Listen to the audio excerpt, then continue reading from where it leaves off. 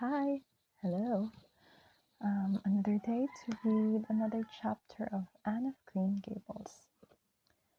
So we're now in chapter 4. Let's see.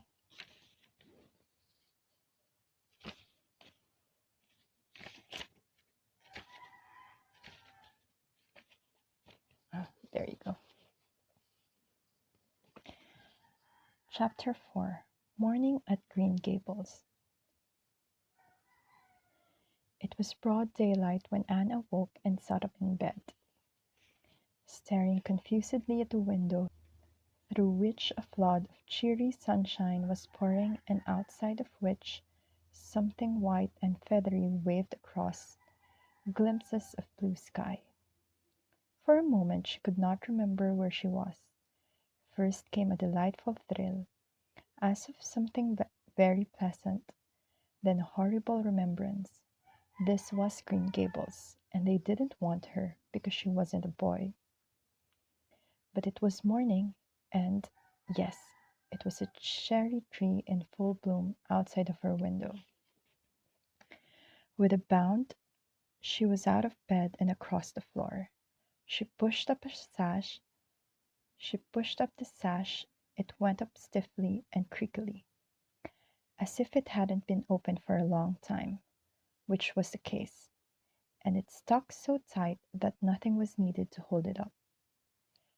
Anne dropped on her knees and gazed out into the June morning, her eyes glistening with delight. Oh, wasn't it beautiful? Wasn't it a lovely place? Suppose she wasn't really going to stay here. She would imagine she was.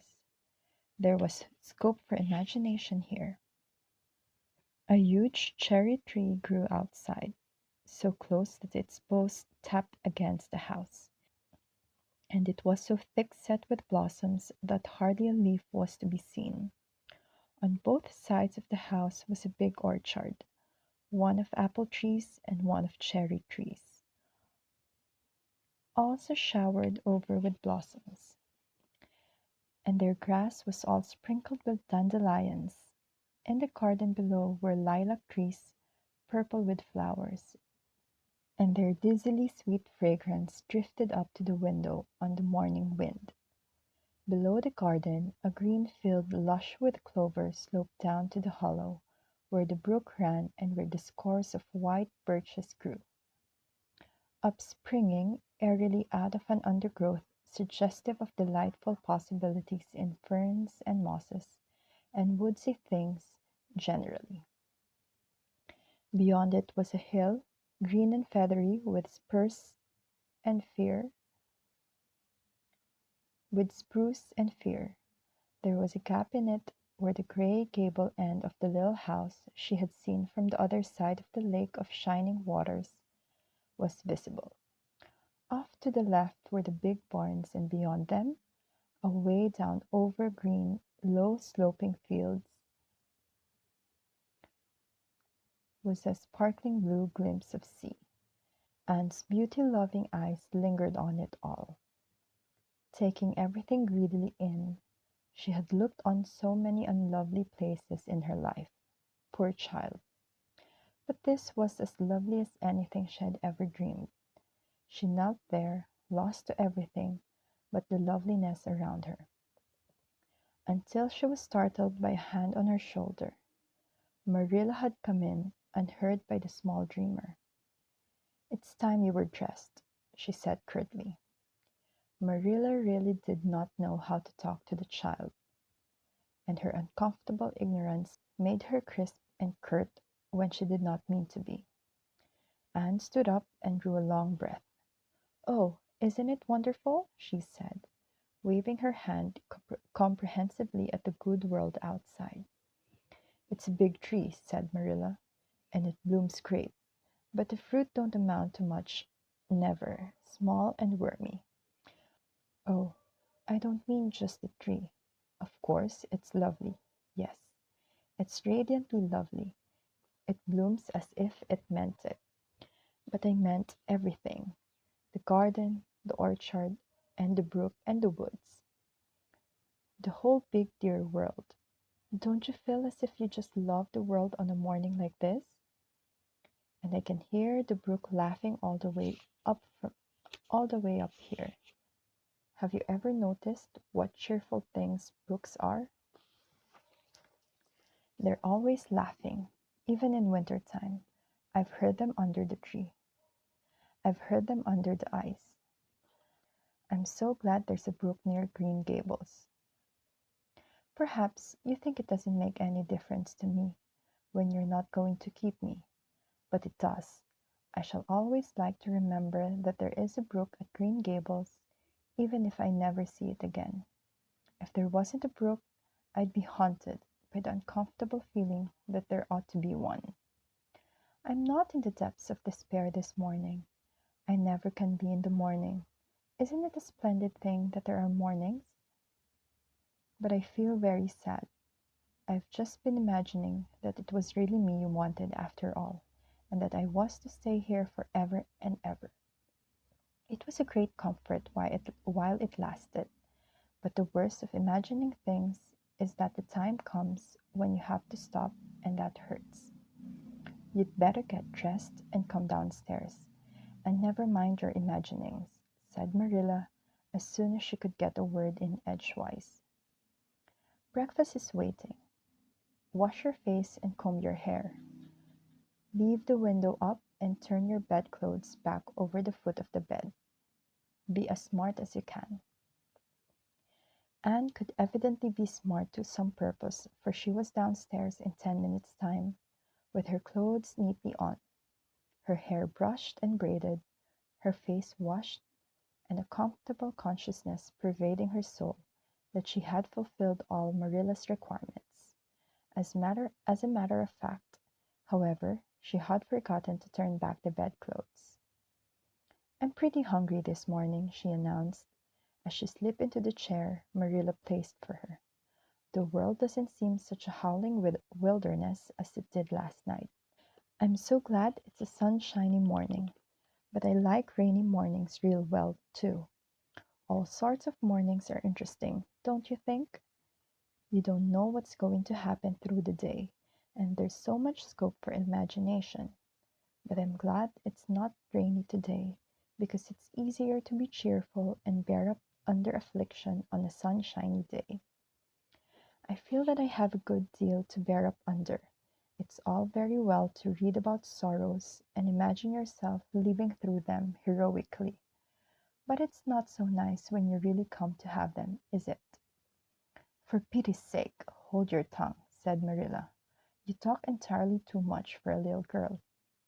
Thereupon Anne held her tongue so obediently and thoroughly that her continued silence made Marilla rather nervous, as if in the presence of something not exactly natural. Matthew also held his tongue, but this at least was natural, so that the meal was a very silent one. As it progressed, Anne became more and more abstracted, eating mechanically with her big eyes fixed unswervingly and unseeingly on the sky outside the window. This made Marilla more nervous than ever. She had an uncomfortable feeling that while this odd child's body might be there at the table, her spirit was far away in some remote, airy cloudland, borne aloft on the wings of imagination. Who would want such a child about the place? Yet Matthew wished to keep her, of all unaccountable things.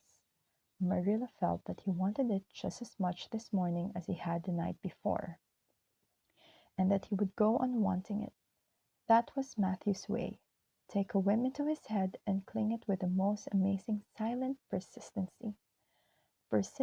A persistency 10 times more potent and effectual in its very silence than if he had talked it out. When the meal was ended, Anne came out of her reverie and offered to wash the dishes. Can you wash the dishes right? Asked Marilla distrustfully.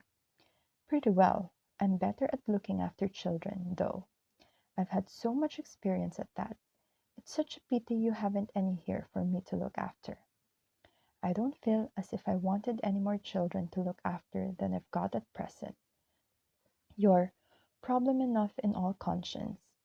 What's to be done with you? I don't know. Matthew is a most ridiculous man. I think he's lovely, said Anne reproachfully. He is so very sympathetic. He didn't mind how much I talked. He seemed to like it. I felt that he was a kindred spirit as soon as I ever saw him.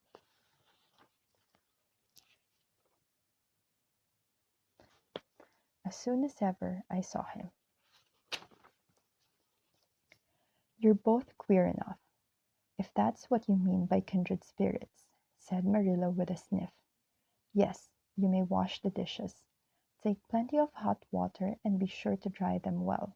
I've got enough to attend to this morning, for I have to drive over to White Sands in the afternoon and see Mrs. Spencer. You'll come with me and we'll settle what's to be done with you. After you've finished the dishes, go upstairs and make your bed. Anne washed the dishes deftly enough, as Marilla, who kept a sharp eye on the process, discerned. Later on, she made her bed less successfully, for she had never learned the art of resting with a feathered tick. But it was done somehow and smoothed down. And then Marilla,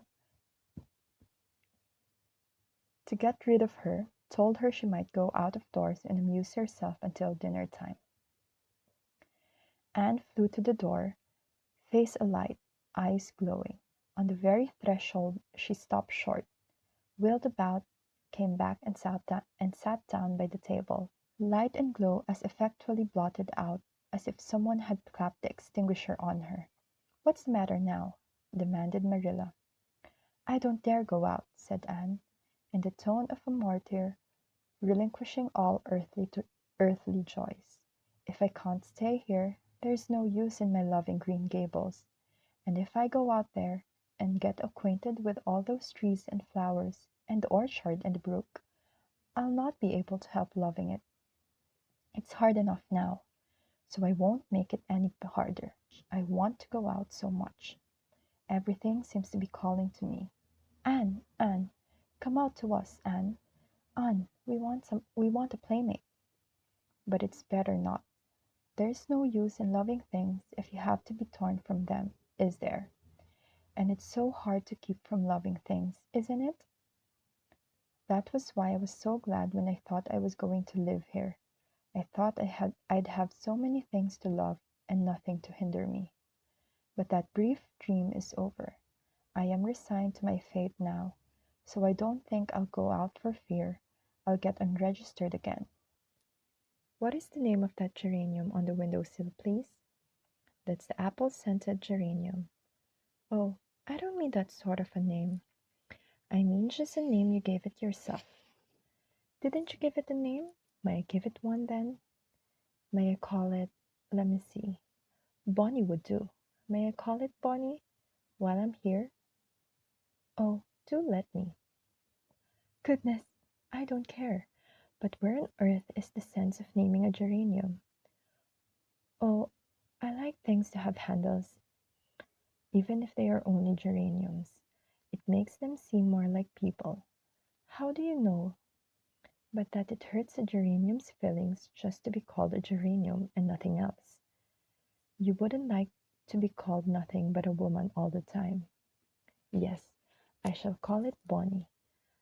I named the cherry tree outside my bedroom window this morning. I called it Snow Queen because it was so white. Of course, it won't always be in blossom, but one can imagine that it is, can't one? I never in all my life saw or heard anything to equal her, muttered Marilla, beating a retreat down cellar after potatoes. She is kind of interesting, as Matthew says. I can feel already that I'm wondering what on earth she'll say next. She'll be casting a spell over me too. She's cast it over Matthew. That look he gave me when he went out said everything he said or hinted last night over again. I wish he was like other men and would talk things out. A body could answer back then and argue him into reason. But what's to be done with a man who just looks? Anne had relapsed into reverie, with her chin in her hands and her eyes on the sky, When Marilla returned from her pilgrimage, there Marilla left her until the early dinner was on the table. "I suppose I can have the mare and buggy this afternoon, Matthew?" said Marilla. Matthew nodded and looked wistfully at Anne. Marilla intercepted the look and said grimly, "I'm going to drive over to White Sands and settle this thing. I'll take Anne with me, and Mrs. Spencer will probably make arrangements to send her back to Nova Scotia at once. I'll set your tea out for you, and I'll be home in time to milk the cows." Still, Matthew said nothing, and Marilla had a sense of having wasted words and breath. There is nothing more aggravating than a man who won't talk back unless it is a woman who won't. Matthew hitched the sorrel into the buggy in due time, and Marilla and Anne set off. Matthew opened the yard gate for them, and as they drove slowly through, he said, to nobody in particular as it seemed, "Little Jerry Boot from the creek was here this morning, and I told him I guess I'd hire him for the summer." Marilla made no reply, but she hit the unlucky sorrel such a vicious clip with a whip that the fat mare, unused to such treatment, whizzed indigently down the lane at an alarming pace. Marilla looked back once as the buggy bounced along and saw that aggravating Matthew, leaning over the gate, looking wistfully after them. And that's it for chapter 4. Thank you and enjoy your day. Bye.